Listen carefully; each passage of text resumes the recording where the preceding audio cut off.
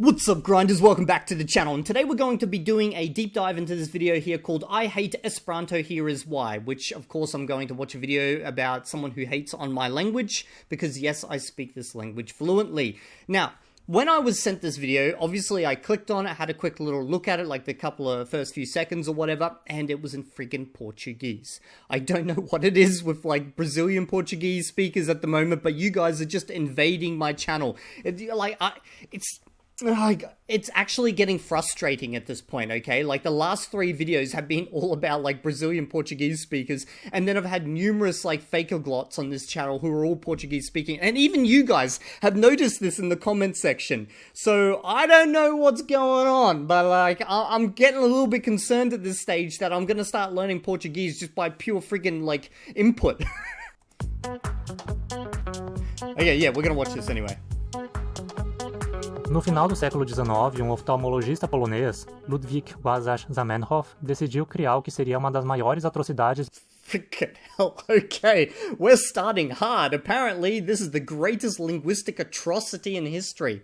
Let's just forget about all that linguicide that happened, you know, all around the world in pretty much every indigenous culture, and the genocide that went along it in a couple of instances, or probably more than a couple. So somehow the creation of a new language by some Jewish guy out of Poland has caused the greatest linguistic atrocity in history. I'm looking forward to hear how we've massacred people en masse. Linguísticas da história.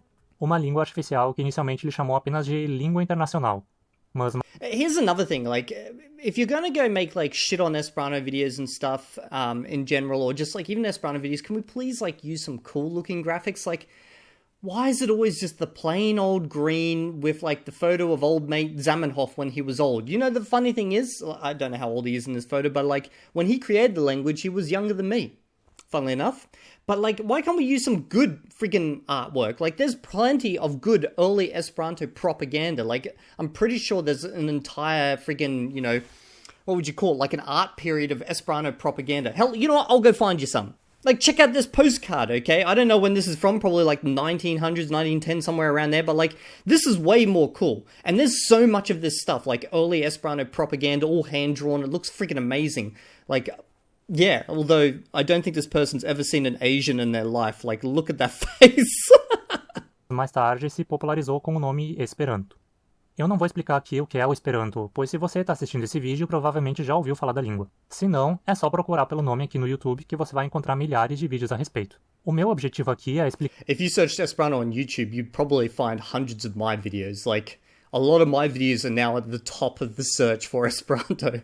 Por que eu acho essa língua uma verdadeira... Oh, for fuck's sake, here we go. Então esse vídeo é para eu reclamar. Então aqui eu vou falar mal de uma língua, e falarei mal dela com gosto. Na verdade, para ser justo aqui, numa análise puramente linguística, o Esperanto não é tão ruim assim. Ele é uma conlang bem mediana. So it's an average conlang. Well, as someone who's worked within the conlang community and built his own ones that never got published, and then worked on some communal projects as well, I've heard this critique a lot where they're like, oh, it's not like the best conlang, but it's also not like the worst. And generally it'll be like, what measurement are you using? That's like a very subjective thing, don't you think? Like, is there's, like, creating languages, conlangs in general, is an art form, okay? Now, I guess there's ways to critique conlangs if you actually create a metric by which people have to follow. Let's say if you're taking part in some type of conlang competition or something, but there was no, like, metric at this point when it was created, okay? And even if it was created today, it would still be one of those things where it's highly subjective about what you like and you don't like. Nem das piores, nem das melhores. Mas ele se torna algo horrível quando consideramos o objetivo que ele possui, ser uma língua. It's horrible because of its objective. Okay, so first up, he's going to talk about, you know, the aspect for which it was originally created, which was to be an international language, but then it quickly, like, grew into totally different reasons for why people use it. And I'll get into those later on in the video if it becomes more relevant. But overall, people say, oh, it's like a terrible international tool. You know, I did not learn Esperanto to be like some friggin' international tool. I learned the language just because I wanted to see if I could learn a language and it looked friggin' cool to me. And that's pretty much it. Língua auxiliar internacional. Ou seja, uma língua para comunicação entre falantes de línguas nativas distintas. O que se costuma esperar de uma língua criada com esse objetivo é que ela seja simples do ponto de vista fonológico e gramatical. Okay, so this is another thing. I see this critique all the time. People are like, yeah, if you're creating a language to be an international tool to communicate between people, it needs to have like, simple phonology, etc., etc. Yeah, but have you seen what those languages look like? Because there's so many like international languages where they've made like the most simple phonology in the world. They sound so goddamn boring.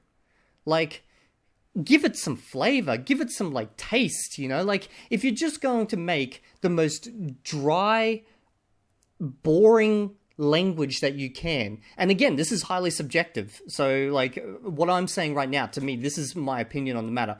If you're going to take away all these like specific aspects that make Esperanto maybe kind of unique in the international language space or the auxiliary language space, you're just going to create something that's boring. It's going to have like the standard vowels and then the standard sounds, which are across like most languages. It's gonna sound probably like Tokipona, realistically. And I'm not here to shit on Tokipona, like that's a language I've studied and I've learnt, and although I'm like completely rusty now, but it just does not sound interesting to me. And again, subjective. Clara, com regras bem estabelecidas de como ela funciona para não deixar ambiguidades ou lacunas. E universal, ou imparcial, usando outra palavra. Ou seja, ela não deve priorizar certos grupos de pessoas em detrimento de outros. See, this is another fallacy. People are like, oh, it shouldn't benefit certain groups. Okay. Now, here's the thing. You can create a language where you take a word from all these different languages, or hell, you just create all the words from absolutely, just random. You just friggin' dartboard at a wall type of thing. But you're not helping anyone by doing that. If you, let's say, create all the words that don't resemble any other word in the world because you want to be completely neutral to everyone, no one's going to learn it, or very few people will, because, well, it's just too freaking difficult. Now, if you start taking words from every single language in the world, okay, again, you're going to be faced with the same problem, because it's just going to be too difficult for people to learn. So what you got to do, and it's not exactly neutral, okay, is you got to take words from the most common languages. Now, at the time when Esperanto was created, that's what it did. The most common languages of international trade at the time. Now, obviously, we're 130 years later. That's no longer the case. When Esperanto was created, French was the dominant diplomatic and economic language, basically, of the time period. So it took a lot from French and then also from Latin, because Latin was a prestigious language. Now, if you create a language today and then in 130 years, it may be a totally different scenario and you may be faced with the exact same issue. So this is a bullshit excuse to me. Afinal, se estamos criando uma língua nova para essa função em vez de usar uma língua que já existe, é justamente para remover a desigualdade que uma língua auxiliar de um povo dominante carrega consigo, que dá mais... Again, people are like, oh, you want to remove, what did he call it exactly there? It's like, you want to make it as neutral as possible. No, an international language that is not a guiding principle. That does not have to be a guiding principle. Now, I know in our modern age, people are like, oh, you need to make everything as neutral and as sterile and you don't want to offend anyone type of thing. But is that really the best way to create let's say, an international language to communicate between people? I would say no. I would say the best way to create an international language, if you were going to create one right now, would be to take English, simplify the crap out of it, specifically its phonology, okay? Make it simple enough where you've covered off the main sounds, maybe added like a little bit of flavor in there because you don't want to lose like the complete benefit of it being English. And then I would probably say add Spanish into it, maybe some Chinese. Like, maybe use the grammatical system of Chinese to try and simplify it a bit. But then again, they're two totally different languages in a lot of ways. Wouldn't quite work, but that's what I would do. I don't care that there's other languages out there with more speakers and stuff. They're not economically powerful. They're not going to be needing this type of tool at this time period. And I know I'm going to get, like, torn to shreds in the comments section by saying that, because, like, that's totally not a neutral point of view. But, like, to me, if you're going to make a language that you want to be an international tool, it needs to be easy enough for people to learn based on the languages that they do learn at that time frame, which would be English nowadays, and then let's say Chinese for, obviously economic reasons, and then blend those. I don't care that, friggin' Hindi has so many speakers. Like, no insults to the like speakers of Hindi or anything, but like at the moment that would not be the best method. Now maybe 20 years, 30 years from now when the friggin' Chinese empire collapses or whatever, then that would be the best benefit. But like we're just guessing futures at this point. Mais vantagem a quem já é falante nativo dela. Pois bem, o Esperanto não é nada disso. O Esperanto é complexo, obscuro e provinciano ou parcial. Okay, well, he just basically made up a bunch of things just there. Didn't really cover off why. Vamos analisar um pouco os diferentes aspectos da língua para perceber isso. Okay. Eu não vou detalhar todos I thought we weren't going to look at this from a linguistic perspective, but I guess we are now. os problemas que a língua possui, senão eu passaria o dia inteiro falando. Vamos ver só alguns pontos. As vogais do Esperanto até que são ok. São as 5 vogais mais comuns em línguas pelo mundo. Então nesse ponto ele é simples, claro e universal mesmo. Okay, so he's going off based on the fact that it has to be completely universal, therefore it makes it good. Agora as consoantes. A presença de uma fricada ts e uma ch como fonemas diferentes é desnecessário. Ts and ch, well, they both exist in Chinese. Chinese is like a massively economically powerful language. Don't see the issue. Poucas línguas no mundo diferenciam esses dois sons. Igualmente, j e j são fonemas contrastantes em pouquíssimas línguas pelo mundo. J and j. Like, obviously, j doesn't exist in Chinese, but j does. E o contraste entre r e h é igualmente raro. Funnily enough, the h sound is actually slowly disappearing from Esperanto. Like, obviously, it's never going to fully disappear type of thing, but I'm pretty sure it's going to become like an archaic sound in like 50 years or something. Também temos a distinção entre l e r, que também não existe numa grande quantidade de línguas. E o mesmo vale para a distinção entre w e v. Ou seja, a fonologia não é simples. Yeah, but if you get rid of all these sounds, you're going to have like... You're going to have a very boring sounding language, to me. A fonologia do Esperanto é bem típica de línguas europeias. Yeah, and that's a good point. It's very European. Guess what? Most of the world speaks as a first language, funnily enough, like a European language. The Americas, they speak European languages. Europe, obviously, large portions of Africa, obviously, large portions of the Oceania. Only pretty much East Asia doesn't speak European-derived languages, but they all learn it as a second language there. They either learn English or Russian or something like that. So this is not like that big of a problem for them. And by the way, some of the biggest like supporting movements of Esperanto are actually in East Asia. Ou seja, é uma fonologia provinciana, parcial. Ela dá vantagem a falantes de línguas europeias. E quanto à ortografia? O Esperanto tem um lado positivo de que cada fonema é representado por um grafema distinto, o que é bom. O ruim são os grafemas escolhidos para isso. Okay, so I also want to point out the fact that he mentioned, certain sounds like the R sound, which could be a roll or a trill, or it could be a tap sound. It doesn't exist in my language. I had to go learn it. The H sound, so the H sound, like in the throat type of thing, I had to go learn that sound. There's a couple of other sounds I also had to go learn, like. It's not like the hardest thing in the world to just go learn new sounds. Like, yeah, you got to put in like a little bit of effort, but the benefit is actually massive because now you can take a lot of international words and you can actually represent them in the language. If you cut out all these sounds, like you cut out the R sound, for example, you're going to disfigure so many words that you take from European languages. And this is actually a problem that Volapük had. They didn't have the R sound because they deemed it to be too difficult for Chinese speakers, which... It's actually not that difficult to learn. It's as hard for them as it is for me to learn it. Anyway, they brought it back in later on because they found it disfigured so many words that it actually made the language considerably harder to learn. 5 consoantes são escritas usando-se um acento circunflexo sobre a letra, algo que não existe em nenhuma língua natural.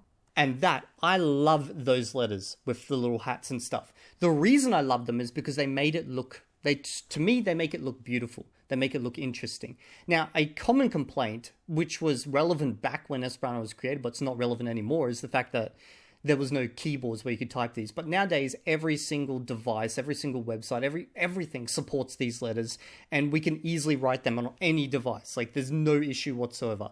A princípio pode parecer que é uma forma de tornar o sistema imparcial, mas ao mesmo tempo torna extremamente inconveniente para digitar, já que esses caracteres são pouco acessíveis. It's not inconvenient at all. Like, I could easily write these. Complaining about this being inconvenient would be like complaining about writing French, friggin' accent letters being inconvenient, or Chinese letters, or any language that's not Latin. Basically, you're being very not neutral right now. Because the assumption here is, the base assumption you're working from is that we're going to use the Latin alphabet as used by English only and deem that to be the easy one. And then everything else is hard. E a forma como esses circunflexos são usados não é nada intuitiva. Se o fonema sh é representado com um S com circunflexo, por que o fonema j não é representado com um Z com circunflexo, mas sim com um J com circunflexo? Well, the point being is that they just wanted to have a mapping of one letter to one sound. That's it. E bizarramente o fonema w é Like, I didn't even think about this when I learnt it. representado com um U com breve. Por que não podia ser simplesmente um W mesmo? Don't know. Don't care, really. Ou seja, a ortografia é obscura e pouco acessível. Algo bem ruim para uma língua auxiliar. Like, these are all complaints that I've never even really thought about. Except for, it was, like, the one actual complaint he could have brought up then, which he kind of maybe mentioned, like, he didn't directly, like, reference it, I referenced it, was that when Esperanto was created, it was difficult to type these letters. But nowadays, this ain't a problem anymore. Just like, 50 years ago, it was difficult to type Chinese.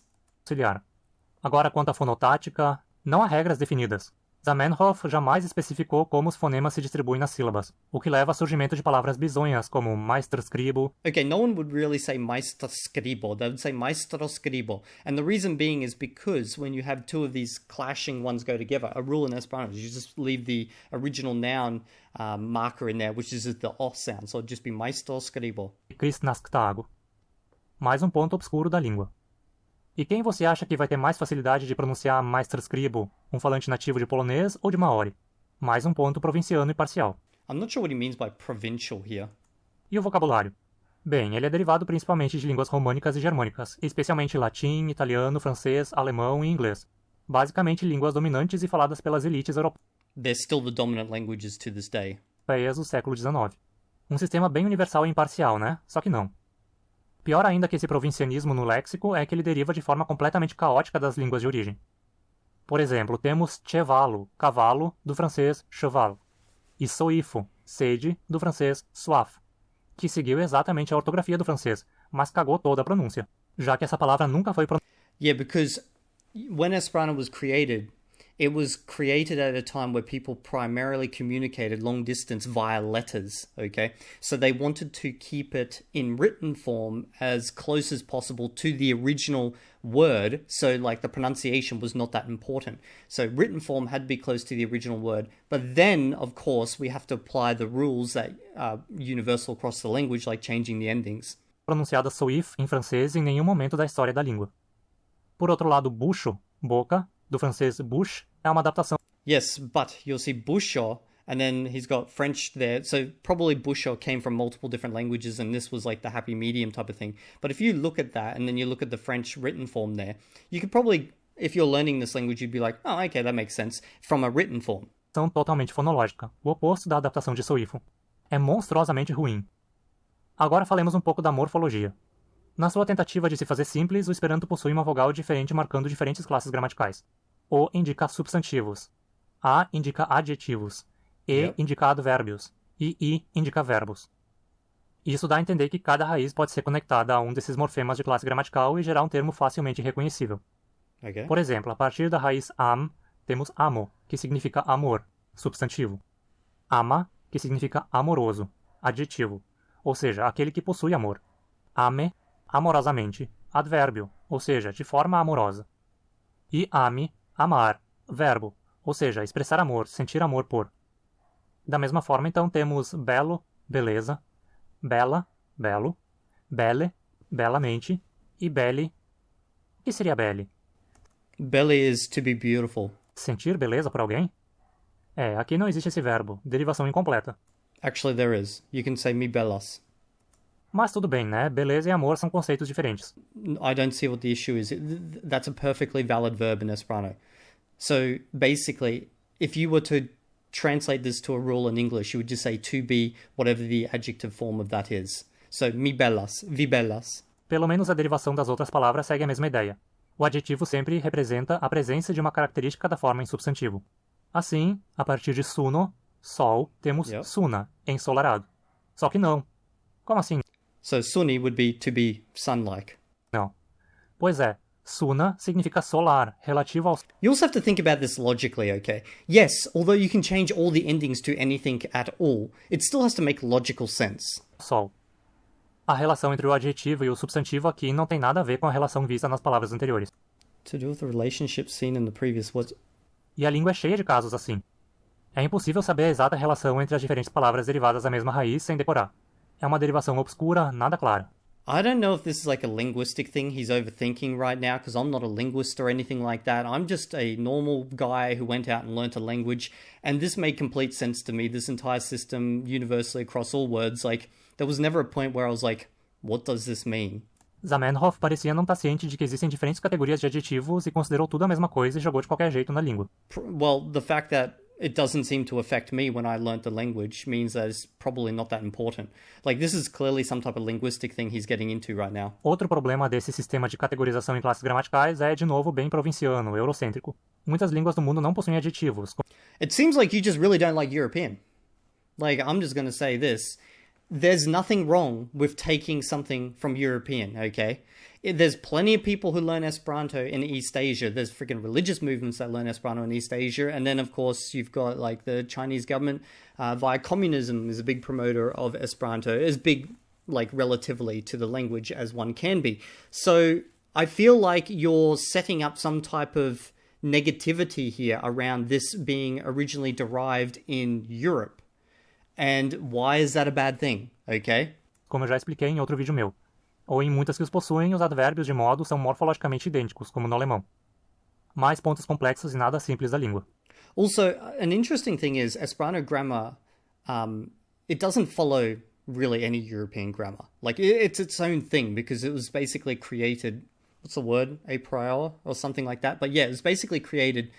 And then the funny thing is, as it got lots and lots of impact from East Asia come into it, things that just were not possible in early Esperanto are completely possible now. Like, all the suffixes in early Esperanto were suffixes only. Now they're completely independent words. In fact, everything can be its own word in Esperanto. Even things that you would normally not even think about can be. So, for example, in Esperanto, to ask a yes or no question, you'll put chu at the beginning of the sentence.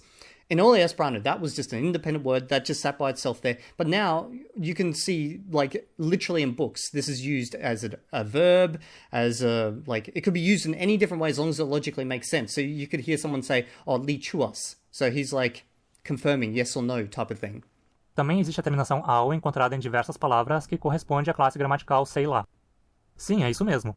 São palavras aleatórias que o Zamenhof parece que jogou aí por não saber se as classificava como substantivo, advérbio, conjunção, preposição. That's because these words can kind of fill any category, and funnily enough, you can actually turn them to be a specific category by just putting, like, for example, an adverb and e on the end. Então, exemplos são hodiau, hoje, antal.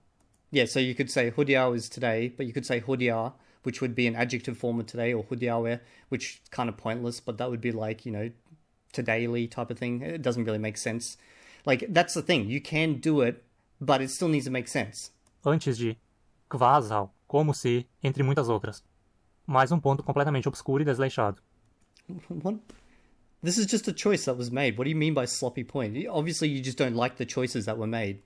É interessante notar também como essa obsessão do Zamenhof por deixar cada classe gramatical sempre com a mesma vogal final, supostamente para facilitar as coisas, acaba distorcendo palavras que já são internacionalmente reconhecíveis, complicando seu imediato reconhecimento num texto. Assim, Africo significa África, por mais que o nome do continente termine em A em praticamente todas as línguas do planeta que usam o alfabeto latino. Cafo. Yeah, because the ends dictate the role that the word plays. So once you learn the basics of the grammar, it becomes completely obvious. Significa café, por mais que essa palavra termine quase sempre num E nas línguas naturais. Mini significa minerar, por mais que todos estejamos acostumados a ver esse termo se referindo a coisas pequenas. E luna significa lunar, e não... Okay, so basically he doesn't like the fact that the endings have been changed. And the endings in Esperanto, like, you could say Afrika if you want. It just means that it's, like, related to Africa. Afriko means Africa, okay? So I know what he's trying to get at here, but it doesn't make sense because, like, this is a universal rule. Very early on, you learn this in the language, literally day one type of thing.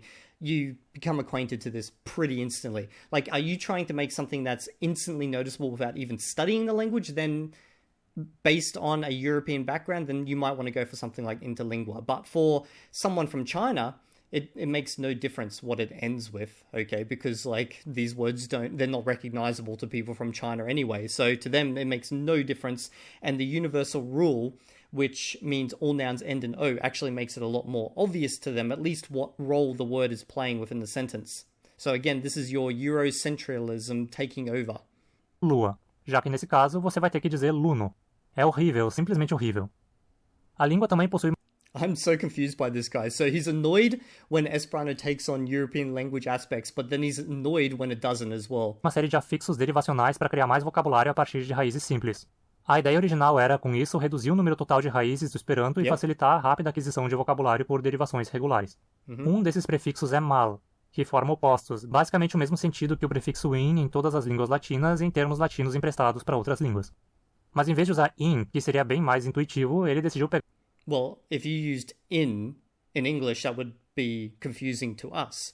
So this is one of those aspects where it did something that your language, Portuguese, doesn't do, because I can see where this is coming from. So mal, because I've been learning Spanish, is like, it's a negative type of thing. So he's annoyed that a negative now means an opposite in Esperanto, but you just have to evolve to the language, okay? Now, if you used in, you would have annoyed all the English speakers, which, funnily enough, in today's day and age, most people go out and learn English, so that would probably be a negative.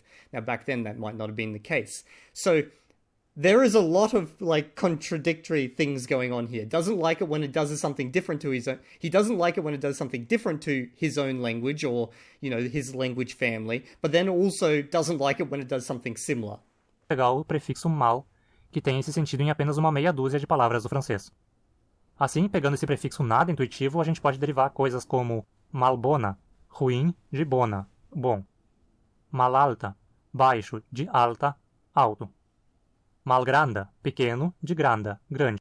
This is actually one of my most favorite affixes in Esperanto because you can slap it on anything. Remember, affixes can be added to anything in Esperanto. There is no rules against it. Logic dictates if you can do it or not. And a good example is you got trinki, which means to drink, okay? Then you can say mal trinki, which then means to undrink. And you guys can guess in the comment section what that means, but it's got a very specific slang meaning. Bom, fica claro que mal indica a ausência da característica. Malbona é algo que não tem bondade. Malalta é algo que não tem altura. Malgranda é algo que não tem tamanho, grandeza. Assim, a palavra para novo poderia ser... I would say he's actually misunderstanding the use of mal here. Mal basically means the general opposite of whatever the word you're using is. So whatever is deemed generally the opposite of that word. So what is generally the opposite of tall? Generally the opposite is short. Now, some words can have several different possible opposites. I can't think of one off the top of my head, but his way of defining it wasn't very good. Formada com esse prefixo conectado à palavra para velho, certo? Só que não. Aqui é o oposto. Velho é malnova, a partir de nova. Wait, what's wrong with that? New is the... Does he not like that the original word is... That is a really confusing complaint. I actually need to rewatch that part. Grandeza. Assim, a palavra para novo poderia ser formada com esse prefixo conectado à palavra para velho, certo? Só que não. Aqui é o oposto.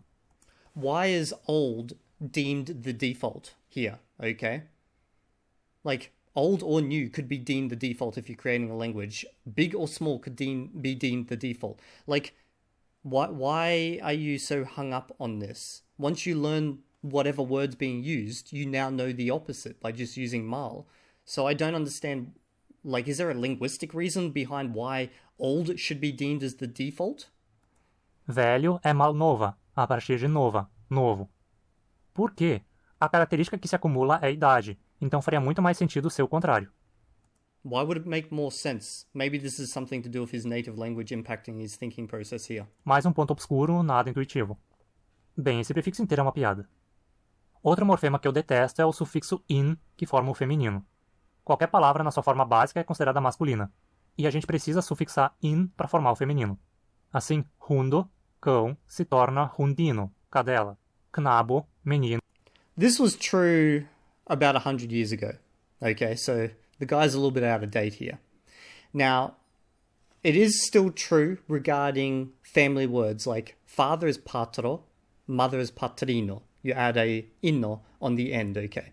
However, default hundo does not mean a male dog, but hundino would mean a female dog. So Esperanto has undergone an evolution in this regard, and I would agree with him that when it was created, this is probably how would I say? It's like a fault within the language based on the current understanding of the world at that time. Because at the current time when Esperanto was created, the default was men. Let's just be honest about that. Like, that's just how it was. People saw the world as men being the most important person, and female came second. That's just how the world was. And I'm sure there's things we do today which will our great-great-grandchildren will look back upon us and be like, you guys were fucking disgusting. How dare you, like, believe that? And, like, if you took us out of time and dropped us then, we'd be like, what? For real? That was weird? Oh, shit, okay, I didn't know that. Like, my point being here is that Esperanto has evolved as culture has evolved. So originally, hundo was a male dog. Nowadays, it does not mean a male dog. It just means dog, okay? And in fact, now there is a new affix which has become popular in the last 20, 30 years, which is ich. And you can slap that on the end, and that's the male equivalent. So you've got hundino, which is female, and hundicho, which is a male dog. Se torna knabino, menina. Now, that does not actually apply to words like knabo and knabino, although it may apply within the next 20 or 30 years, because I have seen people saying knabicho and knabino. So it would not surprise me if in 2 generations or so that, knabo just becomes like a gender-neutral word, but at the moment it is not. Mas o mais revoltante é precisar encarar a palavra patrino para dizer mãe, o feminino de patro, pai. Okay, you're overthinking this, and I've seen this complaint a lot from people who really overthink this, okay? So the way Zamenhof approached this when he created these words was not like, let's make a mother a female father. No, he was like, how can I minimize the number of words you need to learn? Let's have one word for the parent, okay? And in this case, because men were considered the most important, he said patro. Now, I want to minimize the number of words you learn, so I don't want to introduce another word. So what I'm going to do is I'm going to have a female affix, and you can slap it on everything, and now you got patrino. It was not because he was out here trying to make women into men or anything like that. Like Zamenhof I doubt he knew anything about transgenderism or anything like that back then. So basically, this was not like purposely out there to insult women. Now, I can see why certain people in the modern world look at it like that. But again, I don't think this is going to be a problem for much longer, because I've seen people adopting different ways to deal with this. So you've got patricho, where people say like a male father, although the majority of Esperanto speakers still say patro. Then I've also seen people introduce a completely new word for mother, which is matro. I don't prefer that. I would just prefer to say patricho, because it keeps in the spirit of Esperanto of having less words, basically. So this offensive to mothers, like, really? If you're so offended by it, just adopt one of the new forms. Sério, isso chega a ser ofensivo às mães. Uma mãe não é um pai fêmea. E se já não bastasse essa atrocidade, a gente ainda precisa chamar uma mulher de virino, a partir de viro, homem. Mulher é um homem fêmea em Esperanto. Sempre que eu abordo esse tema com Maybe this has like a bigger impact on people who speak a Romance language, because they have a closer association to these specific words. Like in English, we've got virile, which means, or virile, which means like manly type of thing, but we really don't have any English words associated with it. So I don't have like this like strong feelings about, this is a male word. Like to me, patro and patrino in my head are 2 different words. One's father, one's mother. Now, although mother is built from father, I don't think about when I use the word mother, okay, I'm saying a female father. Like, that's not how I think about it. Now, maybe on day 1 when I first learnt the word, I thought about it like that, but like by day 2, this was just a completely separate word in my head. as testemunhas de Zamenhof, vulgos esperantistas, eles argumentam que hoje em dia a forma básica não significa mais inerentemente a forma masculina, mas sim so he is aware. uma forma neutra, e a forma masculina é construída com o prefixo vir. The vir, like using that as a prefix is that's pretty out of date. Like older Esperanto speakers still do this, but most young Esperanto speakers will just say hundicho. They won't say vir hundo. Sim, vir hundo seria cão macho e hundino seria cadela.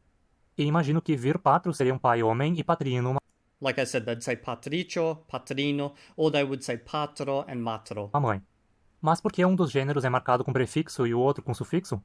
É mais I can tell you why. Because this was basically an intermediate period in Esperanto as the language was evolving and realizing that it's probably not the best idea to have a default male form. And so people were trying to work around this problem from many different language backgrounds, by the way. And for whatever reason, for a short period of time, vir as like a prefix became quite popular. mais caos na língua. E se é assim, homem agora é vir viro? Não, né? Numa tentativa de corrigir algum problema de sexismo inerente, a língua se tornou ainda mais caótica. I think people really overuse these words like sexism because when you think about it, that was not the intention. The intention was to keep the number of words small. Now, if you look at it from a modern lens, it appears sexist. However, if you go back to the time period, this was completely normal thinking for that period. Although you had your progressives back then, just like you've got your progressives now, okay? But I guarantee you there's something that you do and I do right now, which in 3 to 4 generations will be completely, absolutely nauseating, insulting, and you will be disowned by your future great-great-grandchildren just for doing that. And it's probably something that you don't even think about at this very point in time. Lógica. Também é completamente ilógico esse argumento de usar o menor número possível de raízes para criar palavras por derivação e simplificar o processo, assim evitando raízes para velhice ou feiura, ao mesmo tempo que são criadas 2 raízes para beijo, por exemplo, kiso e shimatsu. Wait, what? E porque uma planta culturalmente menos importante como o joio possui uma raiz própria para ela e o chamamos de lolo, enquanto a batata, que é tão central na dieta humana atualmente, precisa ser ter pomo. Probably because that second word, which I don't even know, I've never even heard of that word, probably came into Esperanto much, much later on, while terpomo was created very, very early on in Esperanto using basically, obviously, the system of pre-existing words, join them together. And this is actually, see, this is the problem when you deal with a living language that has generations of speakers, like hundreds of thousands of speakers, is that you have competing ways of words entering into a language. Now, for me, personally, I'm of the belief and kind of the follower of the spirit of bonismo, which is basically like goodismo. And the idea is that you try to use the minimum number of words possible and create new words out of those words. However, this is not always the case. You have speakers who have learned this language for a number of different reasons. They don't care about any of this stuff. And if that is the most common way to say that word in their country, they're just going to basically grab that word and shove it into Esperanto. And when they're talking Esperanto in their country with their friends, they're going to use that word.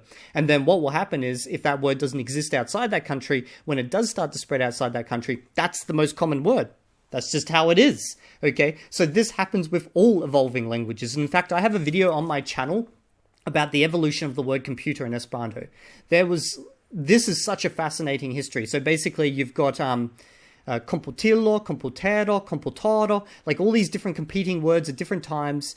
Some of them were taken directly from English. Some of them were like internal creations based on like, English and other languages. And then some were literally, words like terpomo, which consisted of 2 other words, or in this case, affix and like a verb. And that one's the one that won out in that case. But in other cases, it's not always that way because this is a living language. Literalmente maçã da terra, nome que é uma tradução literal do nome desse tubérculo em francês, mas que dentro da lógica do Esperanto não faz sentido nenhum. Por que não podia ser batato ou patato? Because you're thinking about this as a planned system. Esperanto was planned at the start. 130 years later, there is no control over this language. It evolves like any other language. So basically, some people still follow the original spirit and ideals that were established, but most people, they just do whatever seems natural to them at that point in time. Já estão convencidos de todo o horror caótico, quase Lovecraftiano que essa língua é? No, this just proves to me that this is a living language. That's literally it. No matter what language you create, you're going to have these exact same issues. Independente de sim ou não, o que acha de se inscrever no canal? E se você quer falar mal do Esperanto diretamente comigo pelo WhatsApp, ou quer discutir assuntos sobre as suas conlangs, ou quaisquer assuntos de línguas, linguística, taxonomia e mais, o que acha de se tornar um apoiador do canal pelo Apoia-se? Okay, so this video has gotten way too long. I'm not going to watch the rest of it, but it will be linked in the description if you guys want to go check it out. But from just this alone, I can see 2 main issues that this guy has. The first issue is being that he doesn't like European centralism when it comes to, like, obviously the creation of an international conlang, but at the same time, when it deviates from what he expects, he gets annoyed about it. So it's like, it confuses me. Now, maybe because he wants it to go one way or the other. Well, unfortunately, what you deem to be subjectively good is not what others deem to be subjectively good. Like, for example, he did not like the hats in Esperanto. I like them. I like them. They add some uniqueness to the language, and they also allow the one sound to one letter rule to happen, which was something he didn't mention. The second issue is he's treating this like a language project, as in it's not perfectly designed. And the reason why it is the way it is because it has evolved over 130 years. No matter what language you create, it's going to undergo evolution. The more number of speakers there are, the more it's going to evolve. And you're seeing this in other conlangs which have some form of speaker base. For example, Tokipona. So Tokipona, the big thing everyone says is it's got 130 words, but it's actually got a lot more words than that. And an example would be Sonko, which means China, or Chinese, or anything China related in Tokipona. Now, people will say, well, that's not an actual Tokipona word, it's just a, alliteration of how to say China in Tokipona. But at the same time, everyone uses that word. So it's now an established Tokipona word, whether you want to include it as a word or not. Now, you might be saying, well, technically that's just a name, and we don't count names as words. Well, the names of fruits and stuff are just names as well. But then they become words, and everyone follows and uses them. So no matter what language you create, you're going to undergo evolution. Now, the interesting thing about Esperanto is that as it's evolved, it's actually kept up with what most people deem to be progressive ideals. Like Esperanto has evolved in such a way that it's actually introduced new pronouns and affixes and stuff based on the ideals of basically the youth at the moment in a lot of places. Even though I don't agree with all the things that have changed, there's definitely change that's happening, and it's happened quite rapidly. And this is to a very, very large language community spread across the world. The second thing is it has taken a lot from the influence of East Asian speakers specifically, because when they've found something that's effective in their language, they just applied it to Esperanto and basically indirectly taught the rest of us, hey, you know what? Why didn't we do that from the beginning? Let's do that. And a good example is that everything in Esperanto can be modified via basically anything else. When in early Esperanto, it was like a very rigid system where half of the things you could slap an ending on, and then the other half were just like set words, like they could not change. Examples being affixes now, like the line between affix and word is actually really blurry in Esperanto in a lot of ways, because affixes now are and can be and are completely normal to be independent words that work by themselves. But basically, I've rambled on for way too long right now. I would say this guy has some good points in here, but most of this is actually highly subjective. It's based on his own thoughts and what he also believes would make a good international language. And I don't agree with him what would make a good international language in a lot of ways, because I played around with a lot of internationally created languages. Well, not internationally, like auxiliary languages. I played around with a lot of them. And what a lot of people promote as the ideal is actually a terrible way of creating an auxiliary language. There are auxiliary languages where every single word has been created bespoke, and no one speaks them because they're too fucking hard to go learn. And then there's languages where they've taken the maximum amount of words from as many languages as they can, and again, it just becomes too difficult to learn. That's pretty much it. I'll see you all in the next video, and who knows, I might have another Esperanto rant in another month or so. Tschüss!